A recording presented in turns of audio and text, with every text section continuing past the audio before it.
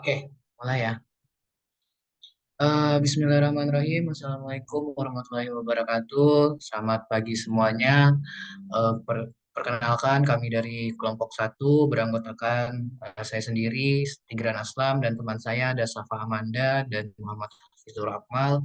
Pada kesempatan kali ini kami akan mempresentasikan terkait dengan metodologi penelitian, khususnya pada chapter 7, 8, dan 9 terkait dengan interview dan beberapa materi di chapter 8 dan 9.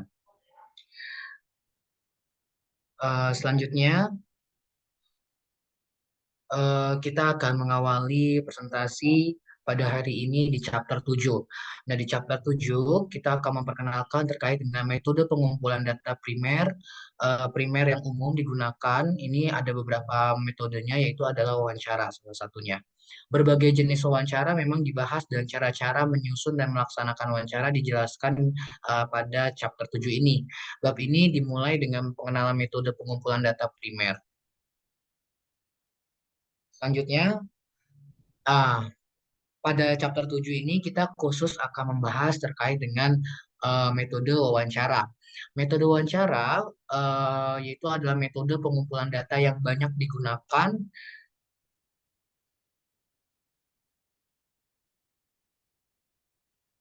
metode yang banyak digunakan dalam penelitian bisnis. eh, Digunakan dengan mewawancari responden untuk mendapatkan informasi pada masalah kepentingan yang akan didiskusikan. Nah, wawancara sendiri adalah percakapan yang dipandu dan bertujuan antara dua orang atau lebih. Di sana ada berbagai jenis wawancara sebenarnya. Yang pertama yaitu ada wawancara individu ataupun kelompok atau mungkin tidak terstruktur atau terstruktur dan dilakukan secara tatap muka melalui telepon ataupun secara online. Nah, di sini wawancara ini biasanya umum ketika misalnya gitu ya, kita for example ketika suatu financial technology atau fintech melakukan terkait dengan launching atau desain terkait dengan apps-nya gitu lah. Nah, biasanya ini dilakukan, mereka melakukan survei penelitian menggunakan metode wawancara kepada usernya. Nah, Eh, lalu di sini wawancara tidak terstruktur dan struktur akan dibahas terlebih dahulu. Ada beberapa faktor penting yang harus diperhatikan saat wawancara. Yang pertama yaitu adalah selanjutnya keuntungan dan kerugian wawancara tatap muka dan wawancara telepon dipertimbangkan. Kemudian wawancara juga dengan bantuan komputer dijelaskan. Diskusi tentang wawancara kelompok menyimpulkan pada bab ini kita akan menyimpulkan terkait dengan diskusi dari wawancara wawancara kelompok ini.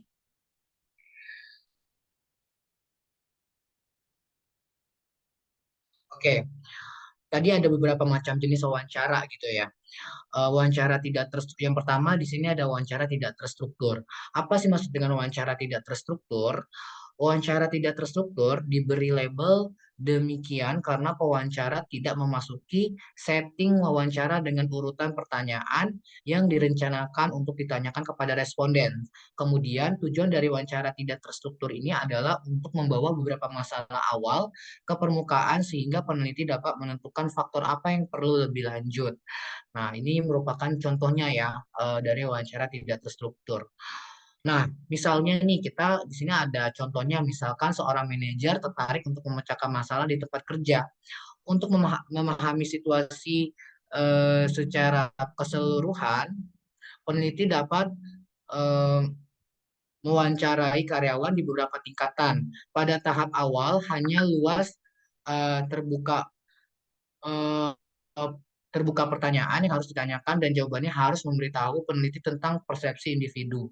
Jenis dan sifat pertanyaan yang diajukan kepada individu dapat bervariasi sesuai dengan tingkat pekerjaan, lalu jenis pekerjaan dilakukan oleh mereka. Misalnya, manajer tingkat atas dan menengah mungkin ditanyai pertanyaan yang lebih langsung tentang persepsi mereka tentang masalah dan situasi yang ada di perusahaan.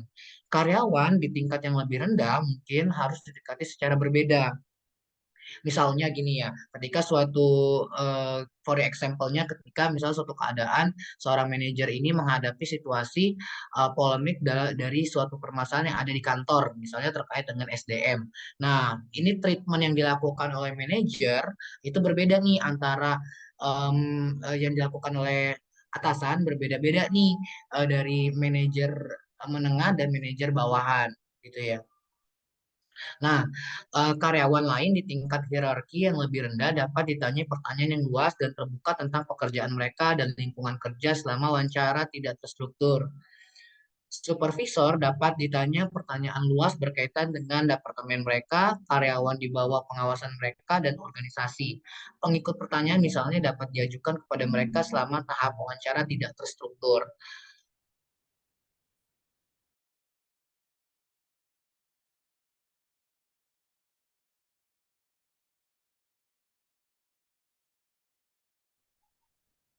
Oke. Nah, di sini ada contohnya yang tidak terstruktur ya.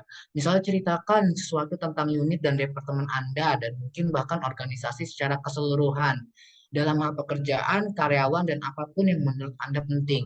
Nah, pertanyaan ini merupakan seperti ini menimbulkan tanggapan yang rumit dari beberapa orang. Yang lain mungkin hanya mengatakan bahwasannya semuanya bagus atau mengikuti arahan dari orang yang lebih orang yang lebih vokal, terutama ketika pewawancara mendengarkan dengan cermat pesan-pesan penting yang mungkin mereka sampaikan dengan cara yang sangat santai saat menanggapi yang umum atau dari pertanyaan yang secara global gitu ya. Nah, sebagai manajer dan peneliti, kita harus melatih diri untuk mengembangkan keterampilan mendengarkan ini dan mengidentifikasi topik kritis yang disinggung.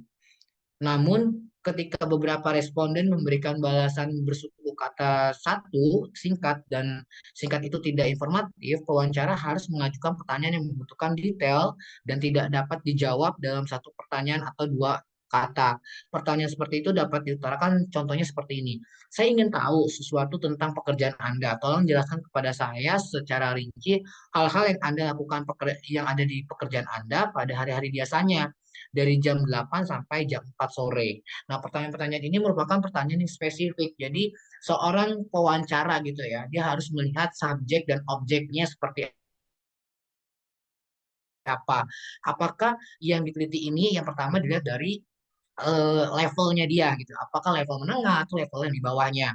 Ketika level menengah, berarti dia lebih spesifik gitu ya, spesifik yang ditanyakan terkait dengan suatu permasalahan yang ada di kantor. Tetapi kalau misalnya dia levelnya di bawah, itu lebih luas aja gitu, ya, lebih global pertanyaannya. Karena apa? Orang yang ada di level bawah biasanya mereka yang akan lebih tahu secara detail terkait dengan permasalahan-permasalahan yang terjadi dari suatu perusahaan tersebut gitu ya. Nah, kita lanjut. Nah, jika responden menjawab bahwasannya semuanya baik-baik saja dan tidak memiliki masalah, pewawancara dapat mengatakan itu bagus. Ceritakan kepada saya apa yang berkontribusi kepada keefektifan unit Anda. Karena sebagian besar organisasi lain biasanya mengalami beberapa kesulitan. Teknik bertanya seperti ini biasanya melemahkan pertahanan responden dan membuat dia lebih setuju untuk berbagi informasi. Ada beberapa ciri khas dari tanggapan yang direvisi untuk pertanyaan awal akan menjadi sesuatu seperti bukannya kita tidak pernah punya masalah, terkadang ada keterlambatan dalam mendapatkan pekerjaan yang selesai, lalu ada juga pekerjaan macet memiliki beberapa item yang rusak. Di sini akan mendorong respon dan untuk membicarakan kedua hal yang baik dan mereka tidak begitu baik eh, dari mendorong responden untuk membicarakan kedua hal yang baik dan mereka yang tidak begitu baik dalam unit dapat memperoleh banyak informasi. Jadi ketika misalnya respondennya itu tanggapannya di contoh ini digambarkan sebenarnya sih ketika responden itu kurang atraktif gitu ya dalam menjawab dari pewawancara dari hal yang kita tanyakan. Jadi sebisa mungkin seorang pewawancara ini melakukan sisi-sisi yang bisa menggali informasi dari si orang yang kurang atraktif ini. Jadi sehingga dia terdorong untuk terbuka apa saja sih permasalahan-permasalahan yang sebenarnya tuh ada di dalam perusahaan tersebut, namun sulit banget atau dia tuh malu-malu atau takut-takutan dalam mengungkapkan gitu ya. Nah, lalu di sini selanjutnya ada beberapa responden tidak membutuhkan banyak dorongan untuk berbicara. Sehingga orang lain itu tidak perlu untuk melakukannya dan mereka harus dipertanyakan secara luas. Beberapa responden mungkin menunjukkan keengganan untuk diwawancarai dan secara halus atau terang-terangan menolak untuk bekerja sama. Keinginan orang-orang seperti itu harus dihormati dan pewawancara harus dengan senang hati senang hati untuk mengakhiri wawancara tersebut. Karyawan di tingkat lantai pabrik dan karyawan non manajerial dan non pengawas lainnya mungkin diminta pertanyaan yang sangat luas yang berkaitan dengan pekerjaan mereka, lingkungan kerja, kepuasan dan ketidakpuasan di tempat kerja. Jadi di dalam slide ini sebenarnya tadi kan kurang atraktif gitu ya. Nah, di slide ini kita bahas gimana sih kalau kita menanggapi, kita sebagai pewawancara itu menanggapi seorang responden yang enggan untuk berbicara gitu loh. Jadi kalau tadi kurang atraktif, kalau ini enggan berbicara, dia seolah-olah bisa saja setuju dengan statement kita, ya atau tidak gitu ya, dan tidak mau meneruskan informasi-informasi lanjutan gitu lah. Nah, di sini seorang wawancara gitu ya, dia harus menghormati misalnya seorang tadi dari si respondennya ini tidak ingin diwawancarai atau ingin menyudahi dari penelitian atau wawancara yang telah kita lakukan. Nah, di sini ada kalau di kantor itu terdapat beberapa pertanyaan secara umum ya yang bisa ditanyakan ketika kita mewawancari seorang responden yang memiliki ketertarikan khusus gitu ya dari pertanyaan-pertanyaan yang kita lakukan gitu ya. Nah, di sini bisa terkait dengan pekerjaan mereka. Bagaimana pekerjaan Anda di dalam kantor? Apakah selama ini nyaman atau tidak? Lalu lingkungan kerja ya lingkungan kerja berarti terkait dengan habitnya gitu ya, habit dari environment dari pekerjaan tersebut. Apakah teman-temannya ini bagus atau enggak sih gitu ya? Bisa enggak sih jadi teamwork yang bagus? Lalu kepuasannya seperti apa? Apakah di dalam timnya itu atau dari lini bisnisnya ini, divisinya ini banyak terjadi ini permasalahan gitu ya, atau pendapat yang berlawanan. Nah, ini juga perlu bisa menjadi topik wawancara dan ketidakpuasan di tempat kerja. Nah, ketidakpuasan ini kan banyak sekali, bisa terkait dengan salary, ataupun terkait dengan problem, ataupun terkait dengan inovasi yang tidak tidak didengarkan oleh atasan gitu. Itu bisa jadi terkait dengan ketidakpuasan di tempat kerja. Lalu di sini selanjutnya terkait dengan wawancara terstruktur. Nah, kalau tadi wawancaranya tidak terstruktur, kalau di sini kita bahas wawancara terstruktur. Wawancara terstruktur adalah wawancara yang dilakukan ketika diketahui sejak awal informasi apa yang dibutuhkan. Nah, isi wawancara terstruktur dapat dipersiapkan sebelumnya. Nah, biasanya terdiri pertama, pendahuluan. Pewawancara memperkenalkan dirinya dulu. Siapa, nama, pekerjaannya apa, dari divisi apa, lalu tujuan wawancaranya untuk apa, lalu menjamin kerahasiaan, meminta izin untuk merekam wawancara. Nah, serangkaian topik atau biasanya pertanyaan ini ada urutan yang logis. Jadi ketika dia bertanya pertanyaan satu, pertanyaan kedua akan menyambung dari pertanyaan pertama. Nah, pertanyaan dan saran untuk pertanyaan menyelidik. Artinya, pertanyaan lanjutan yang digunakan ketika jawaban pertama tidak jelas atau tidak lengkap, pewawancara tidak sepenuhnya memahami jawaban atau dalam hal lain di mana pewawancara membutuhkan informasi yang lebih spesifik atau mendalam. Nah, wawancara terstruktur ini biasanya digunakan pada startup fintech gitu ya, dalam mendesain aplikasinya. Misalnya nih, seperti beberapa waktu lalu ada Hijrah Bank, ada Alami Syariah yang melakukan create to design dari apps-nya gitu ya. Apakah fitur-fiturnya sudah bagus? Apakah fitur-fiturnya ini sudah user friendly gitu ya? Dan apakah mudah ditemukan? Lalu apa aja sih kira-kira masukan yang ada di user pengguna yaitu nasabah? Apa aja nih fitur-fitur misalnya ada tombol pengiriman, lalu transfer gitu ya dan lain-lain. Lalu teknis-teknisnya apakah sudah mudah atau belum? Baru nanti dari speednya gitu ya. Apakah dari peralihan fitur ke fitur itu speednya sudah bagus atau belum? Maksudnya sudah cepat atau belum gitu ya. Ini merupakan biasanya dilakukan oleh startup fintech dalam menggunakan wawancaranya adalah terstruktur. Jadi mereka yang pertama memperkenalkan diri memperkenalkan diri dulu ya. Tentunya mereka dari divisi apa, dia melakukan tujuannya untuk misalnya tadi mendesain dari apps-nya mereka apakah sudah friendly atau belum. Lalu nanti user yang akan diwawancarai dia akan meminta jaminan kerahasiaan. Artinya apapun yang didapatkan dari hasil wawancara tidak bisa dipublikasi. Lalu meminta izin untuk merekam wawancara. Nah, biasanya di sini kenapa sih diperlukan merekam wawancara?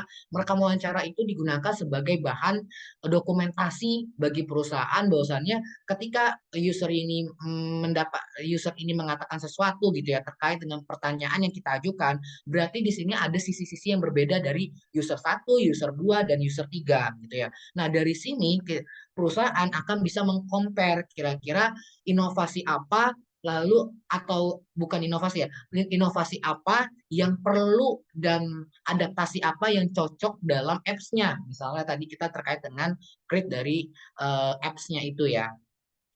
Nah, lanjut nih kita ke chapter 8. Nah, chapter 8 ini terkait dengan perkenalan. Nah, metode observasi paling cocok untuk penelitian membutuhkan data deskriptif non laporan diri, yaitu kapan perilaku ini diperiksa tanpa langsung bertanya kepada responden sendiri. Data pengamatan kaya dan tidak terkontaminasi oleh laporan diri. Namun, metode observasi juga memakan waktu dan menantang dalam banyak cara dengan banyak cara lain seperti misalnya Anda mempelajari bab ini. Memang mereka bukannya tampak kesulitan bagi peneliti yang tidak terlatih. Oke, di sini ada beberapa tujuan pembelajaran. Yang pertama, eh, bab ini dimulai dengan definisi observasi, diikuti dengan ikhtisar metode observasi yang dibedakan oleh 4 dimensi dasar. Ada kontrol, keanggotaan, struktur, dan penyembunyian. Selanjutnya, kita memeriksa 2 metode observasi penting, di mana observasi partisipan dan observasi terstruktur lebih lanjut secara detail. Akhirnya, kami membahas kelebihan dan kekurangan dari observasi ini. Nah, di sini kita akan bahas terkait dengan pengertian dan tujuan dari observasi atau dalam bahasa Indonesianya disebut dengan pengamatan. Observasi atau pengamatan yaitu menyangkut pencatatan, analisis, interpretasi yang terencana atas perilaku, tindakan atau acara. Berbagai pendekatan observasi telah digunakan dalam riset bisnis. Nah, misalnya dapat dibedakan dalam 4 dimensi kunci. Yang pertama adalah kontrol. Kontrol maksudnya apa sih? Apakah observasi atau pengamatan yang telah dilakukan dalam pengaturan buatan atau alami? Lalu apakah pengamatan adalah anggota kelompok yang diamati atau tidak? Lalu struktur, sejauh mana observasi difokuskan? Apa ditentukan sebelumnya, apakah sistematis atau kuantitatif? Dan keempat adalah penyembunyian pengamatan, merupakan anggota dari kelompok sosial yang diteliti, diberitahu bahwa mereka sedang dipelajari atau tidak. Dimensi inilah yang akan membedakan terkait dengan metode observasi tertentu. Nah, di sini sama halnya dengan wawancara, dalam observasi ada juga yang terkontrol dan tidak terkontrol. Pengamatan terkontrol itu Pengamatan terkontrol terjadi ketika peneliti melakukan observasi yang dilakukan dalam kondisi yang diatur dengan hati-hati. Jadi dia hati-hati gitu ya kalau pengamatannya secara kontrol. Pengamatan tak terkendali adalah teknik pengamatan yang tidak berusaha mengendalikan, memanipulasi, dan mempengaruhi situasi. Peristiwa berjalan dengan sendirinya dan peneliti mengamati peristiwa ini tanpa mengganggu pengaturan kehidupan nyata. Keuntungan dari observasi tak terkendali adalah bahwa orang-orang dapat diobservasi belanja alami atau lingkungan kerja mereka. Namun kelemahan utama dari pengamatan ini yaitu adalah biasanya sulit untuk menguraikan situasi yang seringkali rumit karena kami tidak mengontrol faktor apapun dalam hal ini. Demikian sangat sulit untuk membedakan penyebab peristiwa, tindakan, dan perilaku.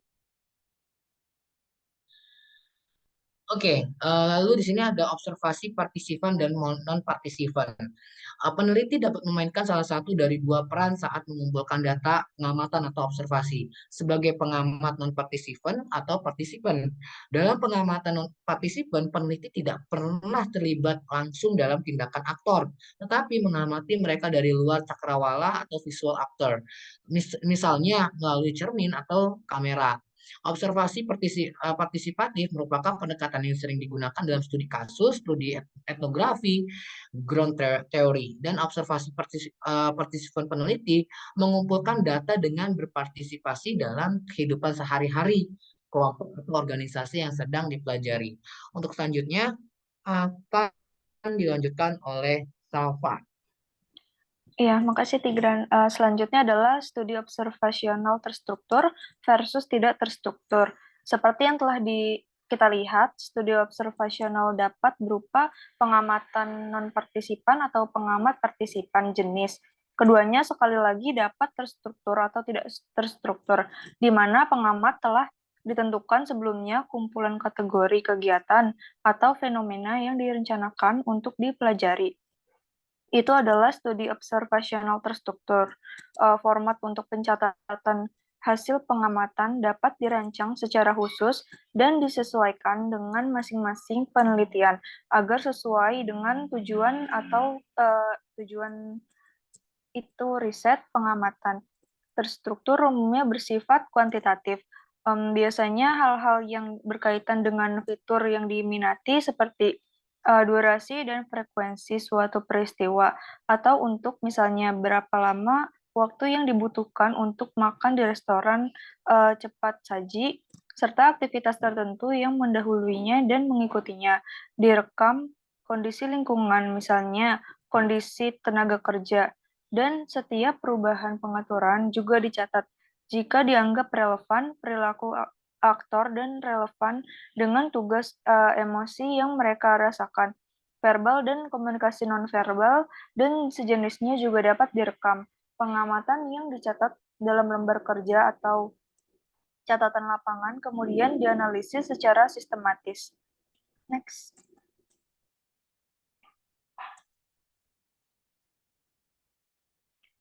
Lalu di sini ada studi observasional terstruktur versus tidak terstruktur.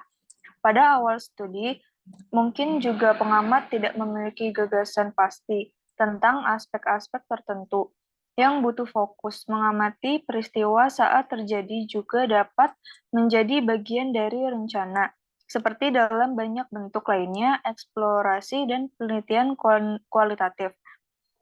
Dalam kasus seperti itu, pengamat akan merekam hampir semua ada diamati. Studi semacam itu akan menjadi studi observasional yang tidak terstruktur.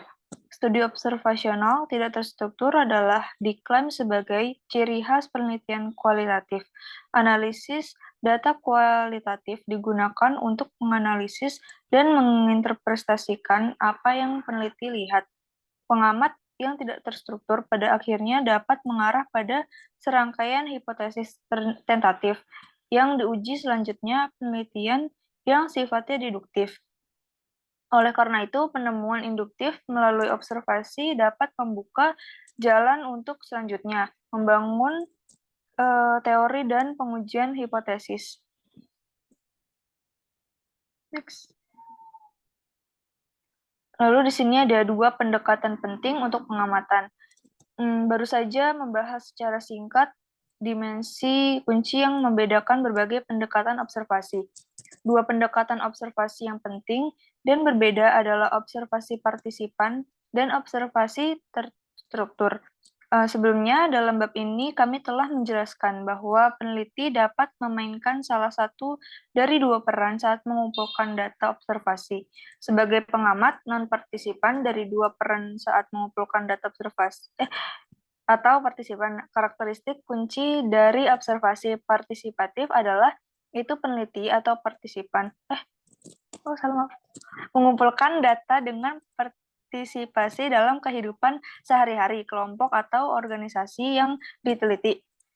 Ini memungkinkan peneliti untuk belajar tentang kegiatan kelompok yang kelompok yang diteliti dalam latar alami dari sudut pandang orang dalam melihat melalui mengamati dan berpartisipasi dalam kegiatan tersebut. Ini mungkin secara sempit diidentifikasi sebagai partisipasi dalam cara hidup kelompok sosial yang diteliti dikombinasikan dengan mengamati apa yang sedang terjadi, atau itu dapat diberi label lebih luas untuk melibatkan tidak hanya partisipasi dan observasi, tetapi juga penggunaan metode lain seperti wawancara. Dalam bab ini, kami mengambil pandangan yang lebih sempit tentang observasi partisipan. Kami melihat pengamatan partisipatif sebagai salah satu dari beberapa metode penelitian kualitatif yang bertujuan untuk memahami sifat fenomena. Next. Observasi partisipan menggabungkan proses partisipasi dan observasi. Meskipun demikian, observasi partisipan harus dibedakan dari observasi murni dan partisipasi murni pengamatan. Pengamatan murni berusaha melepaskan peneliti dari tindakan dan perilaku yang diamati. Peneliti tidak pernah secara langsung terlibat dalam tindakan dan perilaku yang diteliti. Partisipasi murni digambarkan sebagai pergi warga asli. Peneliti menjadi begitu terlibat dengan kelompok yang diteliti sehingga pada akhirnya setiap objektivitas dan minat penelitian hilang. Dalam dua ekstrim ini, partisipan observasi telah berhasil digunakan oleh banyak peneliti yang terlibat dalam penelitian bisnis. Ciri khas observasi partisipatif adalah bahwa peneliti berpartisipasi dalam kedua sosial di bawahnya. Dalam banyak situasi, studi observasional didasarkan pada partisipasi moderat. Dalam kasus partisipasi moderat, peneliti mengasumsikan posisi perantara antara menjadi orang dalam yang lengkap atau peserta yang lengkap dan menjadi orang luar yang lengkap, seperti dalam studi observasional non-partisipasi. Dalam partisipasi sedang, peneliti mengamati adegan yang diteliti. Menjaga jarak tentu darinya dan tidak pernah mengintervensi. Memang peran peneliti seringkali merupakan peran saksi atau saksi pasif. Teknik lain yaitu kadang-kadang digunakan adalah membayangi. Membayangi menyeratkan bahwa peneliti mengikuti subjek dengan cermat. Next. Apa yang harus diamati? Masalah potensial dengan studi observasional adalah kewalahan untuk sejumlah besar data yang sering terputus. Untuk alasan ini, peneliti harus berusaha untuk menjaga fokus tertentu selama berbagai tahapan proses observasi. Secara umum, faktor terpenting dalam menentukan apa yang harus diamati adalah tujuan atau tujuan penelitian. Namun, kemana harus mulai mencari bergantung pada pertanyaan penelitian. Tetapi kemana harus fokus atau hentikan tindakan tidak dapat ditentukan sebelumnya. Werner dan Skopfy 1987 membedakan 3 proses berurutan dalam pengamatan yang dapat memberikan pemahaman yang semakin mendalam tentang latar yang dipelajari. Yang pertama, observasi deskriptif, 2 observasi terfokus, 3 observasi selektif. Dalam pengamatan deskriptif, peneliti terbuka terhadap segala sesuatu yang sedang terjadi. Data dikumpulkan itu menggambarkan latar, subjek, dan peristiwa yang terjadi. Next. Data yang dikumpulkan selama observasi deskriptif memberikan cerita awal atau cerita naratif yang mungkin berfungsi sebagai dasar untuk pengembangan seperangkat konsep teori atau bahkan kerangka kerja konseptual. Pengembangan konsep, teori, dan kerangka kerja konseptual difasilitasi oleh fokus yang lebih besar melalui fokus dan selektif pengamatan. Observasi terfokus menekankan observasi atau sering didukung oleh wawancara, di mana di mana peneliti akan berkonsentrasi pada jenis perasaan, emosi, tindakan, aktivitas, dan atau peristiwa dan penampilan tertentu untuk tema yang muncul. Akhirnya, dalam pengamatan selektif, peneliti memusatkan perhatian yang pada berbagai jenis tindakan, kegiatan, atau peristiwa dan mencari keteraturan di dalamnya, sambil terbuka terhadap variasi dari atau pengecualian yang muncul pola. Metode yang paling penting untuk menangkap data dalam observasi partisipatif adalah menulis catatan lapangan. Catatan dibawa ke menangkap data meliputi catatan tentang apa yang diamati, catatan percakapan informal dengan subjek yang diteliti, dan catatan jurnal yang disampaikan setiap hari. Sebagian besar peneliti menuliskan kata-kata, frase, atau bahkan seluruh kalimat sepanjang hari atau peristiwa dan menulis lebih banyak catatan yang diperluas selama waktu tenang. Kualitas catatan lapangan sangat bergantung pada tingkat detail dan keakuratan deskripsi. Oleh karena itu, dokumentasi pengamatan harus seakurat, lengkap, rinci, dan seobjektif mungkin. Next. Selanjutnya adalah chapter 9. Perkenalan. Di bab 7 ini, kami telah menjelaskan bahwa dalam riset bisnis ada 3 metode pengumpulan data yang penting: mewawancarai, mengamati orang, dan mengelola kuesioner. Kita telah membahas wawancara di bab 7 dan observasi. Dan di bab 8 ini kita akan membahas kuesioner dan desain kuesioner. Kuesioner adalah serangkaian pertanyaan tertulis yang telah dirumuskan sebelumnya, di mana responden mencatat jawaban mereka, biasanya dalam alternatif yang didefinisikan agak dekat. Next.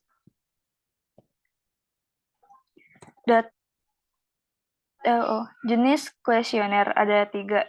Yang pertama, kuesioner pribadi. Yang kedua, kuesioner surat. Yang ketiga, kuesioner elektronik dan online.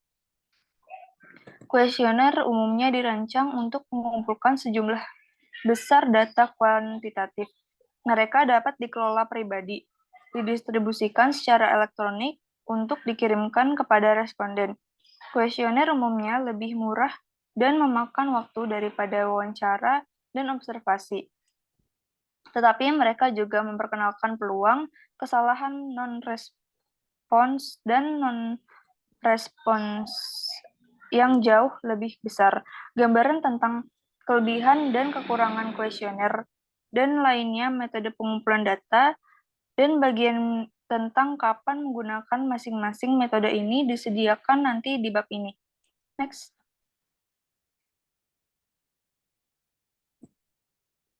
Yang pertama, kuesioner pribadi. Ketika survei terbatas pada area lokal, cara yang baik untuk mengumpulkan data adalah dengan mengelola kuesioner secara pribadi.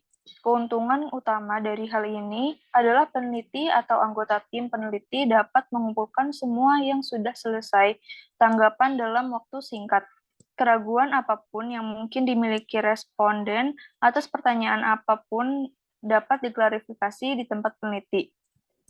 Juga memiliki kesempatan untuk memperkenalkan topik penelitian dan memotivasi responden untuk menawarkan jawaban jujur mereka.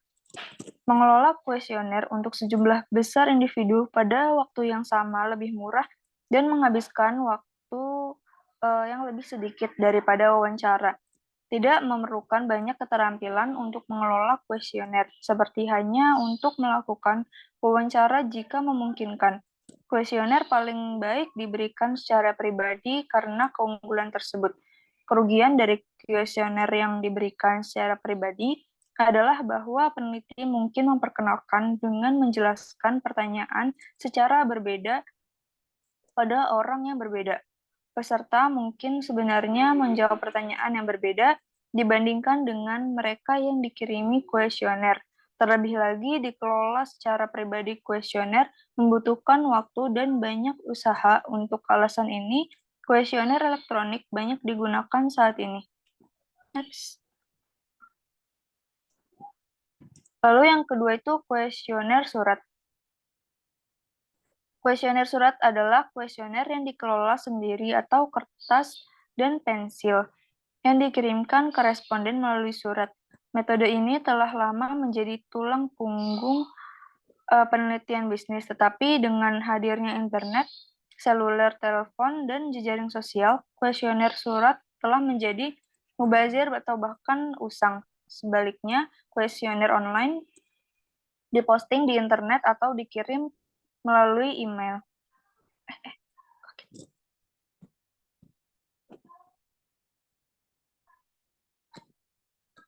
Lalu selanjutnya akan dibacakan oleh Hafiz. Selanjutnya yaitu kuesioner elektronik atau online. Distribusi kuesioner elektronik atau online mudah dan cepat. Yang harus Anda lakukan adalah mengirim email undangan untuk menyelesaikan survei, memposting tautan di situs web atau blog pribadi, atau menggunakan jejaring sosial. Kuesioner online biasanya dibuat sebagai formulir web dengan database untuk menyimpan jawaban dan menyediakan perangkat lunak statistik atau analisis statistik. Sampai saat ini, melakukan survei online adalah tugas yang memakan waktu dan membosankan. Keakraban dengan program pembuat video, pembuat web, kode HTML, dan atau program script. Kuesioner online sering digunakan untuk mendapatkan pemahaman yang lebih dalam tentang pendapat dan preferensi konsumen. Keuntungan besar dari penelitian survei online adalah memanfaatkan kemampuan internet untuk menyediakan akses ke kelompok dan individu yang akan sulit, jika bukan, tidak mungkin untuk dijangkau melalui saluran lain. Next.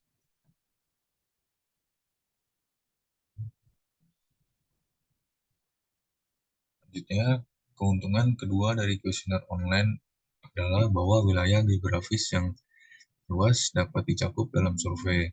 Sebuah tautan ke kuesioner dikirim ke responden yang dapat menyelesaikannya sesuai keinginan mereka, di rumah mereka, dan dengan kecepatan mereka sendiri. Pemrosesan otomatis survei lebih menghemat biaya, waktu, dan tenaga. Namun, ada juga kelemahan penting dari kuesioner online. Saat melakukan riset online, peneliti sering menghadapi masalah berkaitan dengan pengambilan sampel. Misalnya, seleksi mandiri dan respon yang sangat rendah tarif membuat sulit untuk menetapkan keterwakilan sampel dan untuk menggeneralisasi temuan. Karena itu, menanggapi survei mungkin sama sekali tidak mewakili populasi yang seharusnya. Memang tingkat pengembalian kuesioner tersebut biasanya rendah. Next.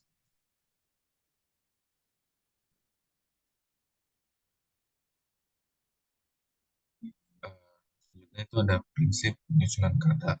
Prinsip-prinsip susunan kata mengacu pada faktor-faktor seperti yang pertama yaitu kesesuaian isi pertanyaan, yang kedua bagaimana pertanyaan disusun dan tingkat kecanggihan bahasa yang digunakan, yang ketiga jenis dan bentuk pertanyaan yang diajukan, yang keempat urutan pertanyaan, dan yang kelima data pribadi yang dicari dari responden. Next. Yang pertama itu isi dan tujuan pertanyaan. Sifat variabel yang disadap, perasaan subjektif atau fakta objektif akan menentukan jenis pertanyaan apa diminta.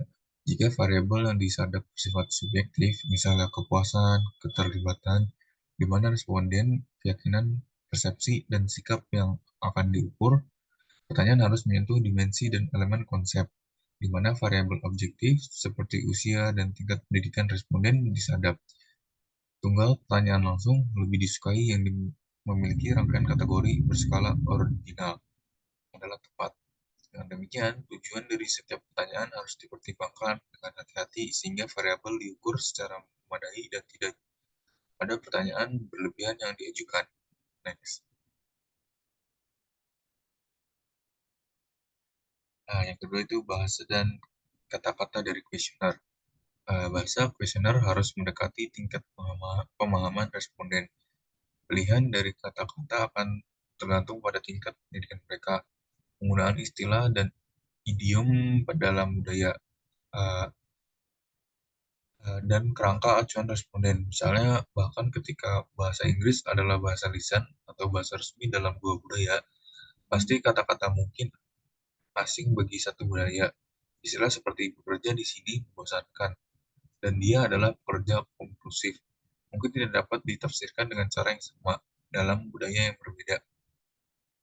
Beberapa pekerja kerah biru mungkin tidak memahami terminologi seperti struktur organisasi.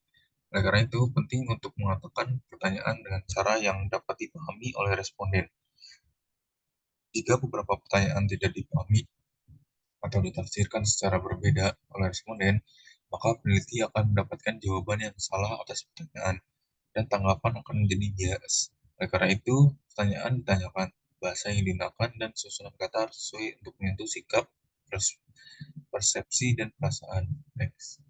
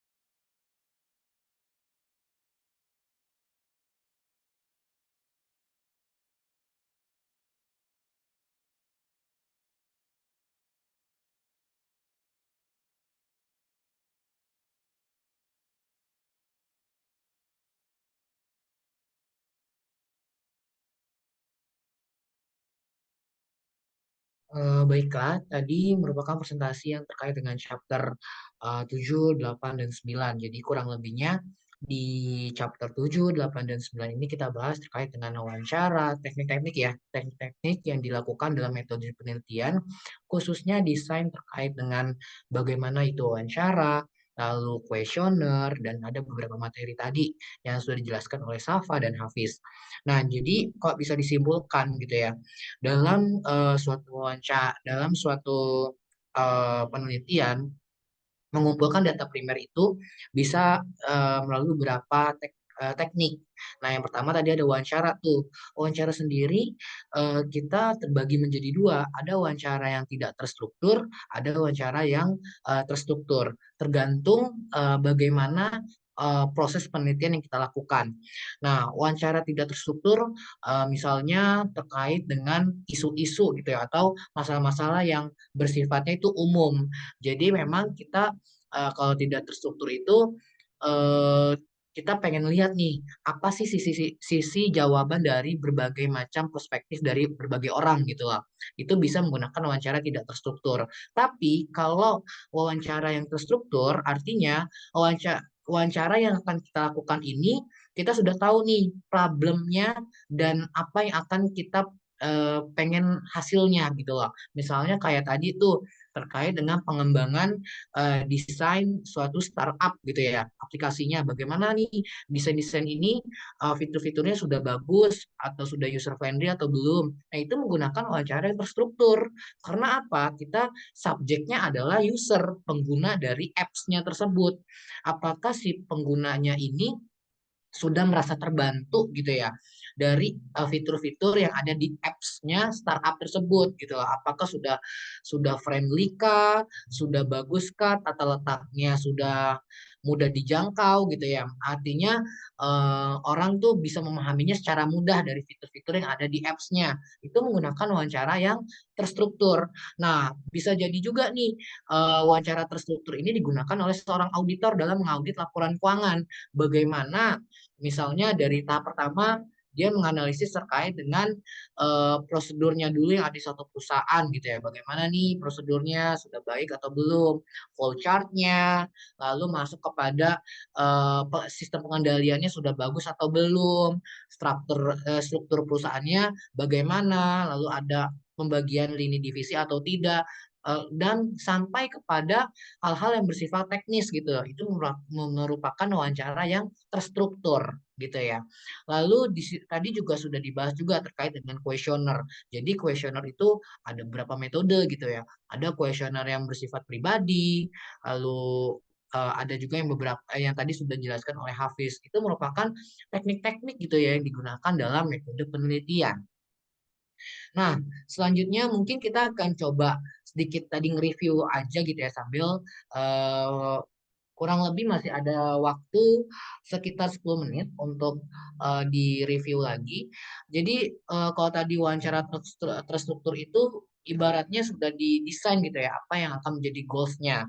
Jadi misalnya kayak tadi pengembangan apps, berarti setelah dari hasil wawancara itu akan diadopsi nih dari beberapa user nih, kira-kira yang bisa diadopsi untuk dilakukan inovasi pengembangan dari apps-nya gitu ya. Misalnya tadi pengembangannya misalnya harus ditambahkan fitur transfer dalam suatu apps-nya seorang startup gitu loh. Nah, ini user-user mengatakan seperti itu, bisa saja nanti akan diadopsi dari pemilik dari startup tersebut. Oh, ternyata user butuh fitur ini untuk melakukan transfer misalnya seperti itu. Itu merupakan hasil-hasil dari teknik dilakukan dalam wawancara terstruktur.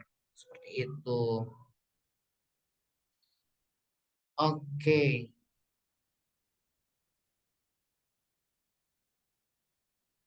Nah, tadi juga sudah dibahas terkait dengan jenis-jenis kuesioner gitu ya. Ternyata kuesioner itu ada tiga, ada kuesioner pribadi, ada kuesioner surat, ada kuesioner elektronik dan online. Nah, biasanya kuesioner ini yang umumnya sih ya, kalau dulu-dulu biasanya menggunakan kuesioner surat gitu lah. Nah, kalau sekarang ini lebih kepada media digital, bisa Gmail, bisa yang lain-lain gitu ya kuesionernya gitu.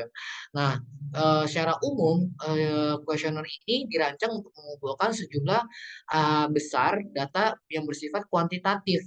Nah, kuantitatif mereka dapat dikelola pribadi dan didistribusikan secara elektronik atau dikirimkan kepada responden.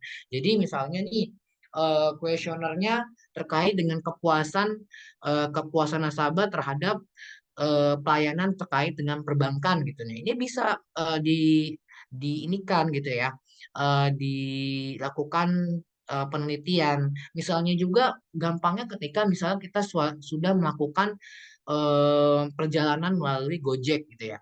Nah, biasanya itu ada penilaian-penilaian terkait dengan bagaimana pengemudinya gitu ya. Apakah bintangnya berapa? Itu merupakan kuesioner sebenarnya. Lalu bagaimana puas dengan aplikasinya ataupun pelayanan yang telah diberikan.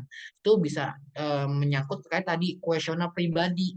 Nah, menggunakan tadi apps-nya gitu ya. Nah, di situ juga kita bisa menggunakan kuesioner elektronik tadi, elektronik dan online seperti menggunakan Gmail, Gdocs gitu ya. Umumnya Gdocs biasanya. Nah, biasanya juga tadi kan kalau kuesioner pribadi itu contohnya dari Gojek gitu ya. Si Gojek misalnya kita sudah memesan melakukan perjalanan menggunakan aplikasi Gojek gitu ya.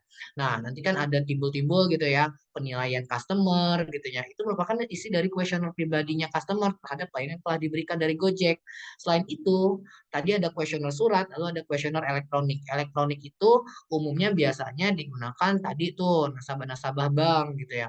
Apakah biasanya si pihak perbankan akan melihat nih gimana sih tingkat kepuasan nasabah terhadap layanan yang telah diberikan oleh customer service, teller ataupun orang-orang yang ada di frontliner suatu perbankan itu menggunakan kuesioner elektronik gitu ya dan online. Biasanya setelah kita datang gitu ya, kita datang misalnya kita ingin melakukan pembukaan buku tabungan gitu ya. Nah, biasanya setelah dari pembuatan buku tabungan telah selesai, biasanya nanti kita akan mendapatkan email terkait dengan bagaimana pelayanan yang telah diberikan oleh customer service dan tellernya, atau tadi kita ngomong customer service, berarti bagaimana Kak layanan yang telah diberikan customer service, apakah sudah baik atau belum, yang pertama. Lalu bagaimana, apakah informasi yang telah dijelaskan oleh customer service ini sudah apa ya, sudah dapat mudah dipahami. Nah, itu juga bisa. Lalu bagaimana tingkat kepuasan Anda terhadap fitur atau pelayanan. Lalu dari segi produk bisa juga, apakah rekomendasi yang diberikan oleh si customer service sudah sesuai dengan keinginan nasabah. Itu bisa-bisa saja dilakukan dari kuesioner elektronik melalui misalnya Gmail yang telah dikirimkan kantor bank kepada nasabahnya. Itu merupakan teknik-teknik gitu ya yang di dalam penelitian. Tujuannya apa sih ketika seorang pihak perbankan melakukan kuesioner elektronik tersebut? Untuk mengukur kinerja sebenarnya, kinerja dari frontliner gitu ya, dari bagian customer service ataupun teller, apakah sudah baik, apakah sudah ramah menyambutnya. Lalu supaya apa? Nanti dari hasil temuan kuesioner elektronik ini akan digabungkan menjadi satu, jadi satu nilai bahwasannya misalnya sudah customer service di bank A gitu ya, itu sudah melakukan dengan baik gitu ya, ramah, sopan santun, ya, dan juga dia dinilai atraktif juga, memberikan solusi yang sesuai dengan keinginan nasabah. Itu dari kuesioner elektronik itu akan menghasilkan hal-hal tersebut seperti itu. Mungkin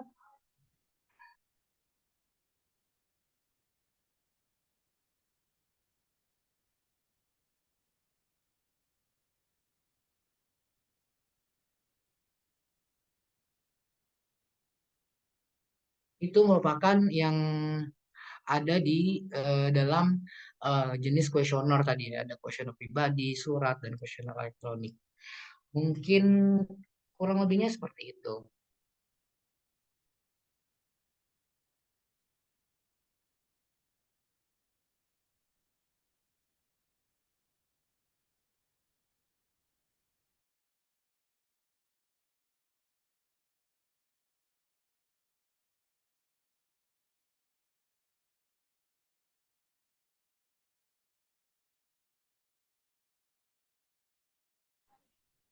Oke.